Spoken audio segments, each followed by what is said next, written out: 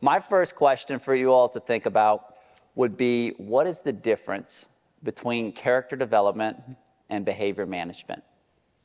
When we ask coaches, a lot of them will say that character development is the long game, behavior management is right now. And when we ask people which one is more important, most go to the long game. But Chris, if I was going to ask you that question, how would you respond? I think we're all about the long game. I think we want to change trajectory of lives, and that's probably the best way to do it in the long game. But I know this, if you don't have the right now under control, you have no chance to get to the long game. And I think that's why we prefer the word environment to culture, because environment is right now, and that drives what your culture is. And when an NBA GM was asked, what is your role inside the organization? Here's what he said. My job is to build an environment where people can do their best work. And if I was going to challenge you all, what's the most important thing you do as a leader to build an environment where people do their best work? Maybe think about that. Chris, I know that this quote really resonated with you. I love this quote. This to me frames it all. Like, what's my job? What am I supposed to do? Just create an environment where you can unleash talent and let them go. And so when we ask coaches that, it usually comes back to three things: how you define, manage, and model your expectations. Defining is proactive, managing is reactive, modeling all the time. And so we'd like to provide a quick overview of each of these before we dive into them a little bit more in depth throughout the day. And so we're going to start by looking at defining. And there was a great quote by Neil Armstrong. He said, if you're an inch off on landing, no big deal. If you're an inch off on takeoff, you missed the moon by 1,000,000 miles. How does that apply to teams? I think there's a reason Neil Armstrong was the first man on the moon. I mean, he knows you have to get pointed in the right direction. There's going to be 1,000,000 corrections along the way to even get there. But if you are not all in a line, it's going to be a tough process to get home. And I'm going to show you what that tough process looks like. This is a clip from Pop Warner of a football team taking the field. As you see that, what do you think? It seems like a day or two that I've had on the field before myself right there. And I think that's what we're talking about, right? Depending on the level you're dealing with. And it's all relative. But if we're not all on the same page, something simple like that can go backwards. Well, and if there was graphic representation, it might look like this. Everybody going in their own direction.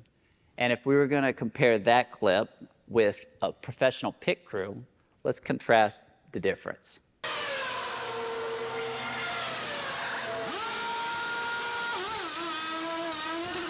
Chris, when you saw this for the first time, what did you think? When I saw this for the first time, when I think about teams, I got goosebumps. And I also heard the sound that went with it, and just the whole thing together. It looks like a bunch of fire ants coming out, doing their job in about 5 seconds each, and away we go. And the coordination that it would take to get that done is so many hours of work, and it makes it look like they could do it in their sleep. And you can see the lines. Everything is clearly defined, and that's how they are able to get on the same page. And that's what defining is. It's drawing a line of what it looks like and what it doesn't look like. And once you do that, it's all about managing. And I'd like to show you a basketball example of what that might look like. So I was working with a team, the Gonzaga men's program, and this was the score at halftime.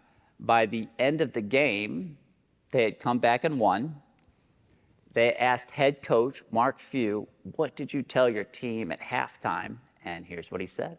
Be us. That was not us. I mean, I was like, guys, you're doing things we haven't even seen in practice as far as just trying things with passes and dribbles on the first side. That's the beauty of this year's team. They really listen and they really try, and they came out and played a whale of a second half.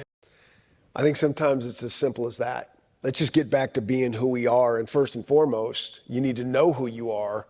And that's hard. Very much so. But you know the type of coach that Mark Few is. He's going to have his teams very dialed in to knowing their identity and what they're all about. And then it's just as simple. Sometimes it's like, forget all that other stuff. Let's just get back to us. And I'd like to show you all a symbol that meant a lot to them.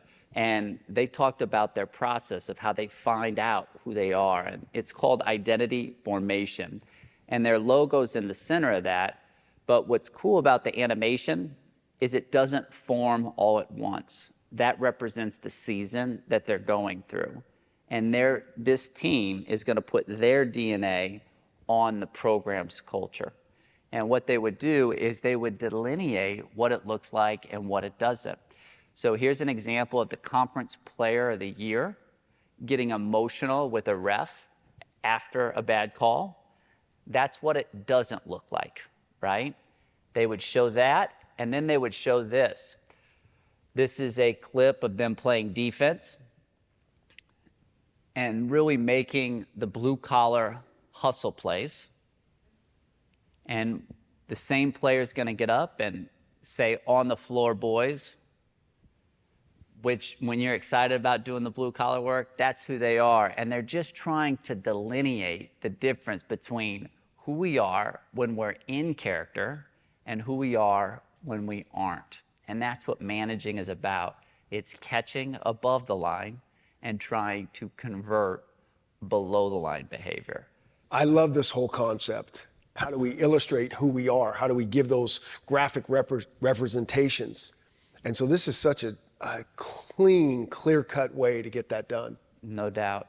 And once you manage that line, that's, again, reactive, you start to move into modeling, which is happening all the time, and that's what we like to talk about.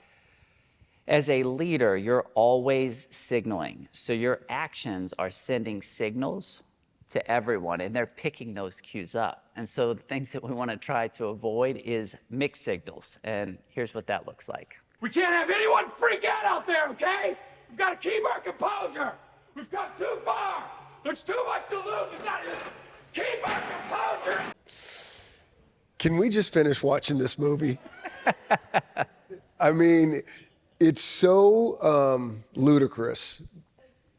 And that's what I think brings out the humor in the whole thing. But really, I think we've all been there, that our signals are different than how we're acting. And the only one that doesn't know that is ourselves. And you look at the guys' faces, I mean, they're just like, what is this? What is going on here? I love that clip. Well, it's like the emperor with no clothes on. And what he's saying is in direct conflict with what he's doing in the exact moment. And the way you eliminate mixed signal is through consistency. And Bill Belichick is a great NFL coach. And a reporter asked him this: with all you have accomplished in your coaching career, what is left that you still want to accomplish? He said, "I'd like to go out and have a good practice today." That would be at the top of the list right now. That shows consistency. Well, I think if you know who Bill Belichick is or you studied him, this is truly why he's great. Like, that's really what he wants to do. He's won how many Super Bowls, and he's on course to try to get another one, but that's not where he lives. It's the here and now, and he wants his teams to live in the here and now. No doubt. And when I showed athletic director Mike Holder, who's at Oklahoma State, this interaction, this is what he said: if I want my team to be in the moment, then I need to be in the moment. And what's beautiful about that line is anything we're asking of our team, we need to be the physical manifestation of what that looks like. I wish I would have seen this simple tool myself way back when, because we're always thinking about these big words, and you guys need to be like this. You need to be more poised, more competitive, more mentally strong, whatever it is. But it's going to start with us as the leader. And so if I want that, I just need to fill in the blanks. And then what do I need to do to bring that alive? And to bring it alive is really when you're authentic to yourself, that's what happens. And I'd like to share a story you just heard from Mark Few at Gonzaga. I asked the team last year, what's the best lesson that you've learned from Mark Few? They all wrote their answers down.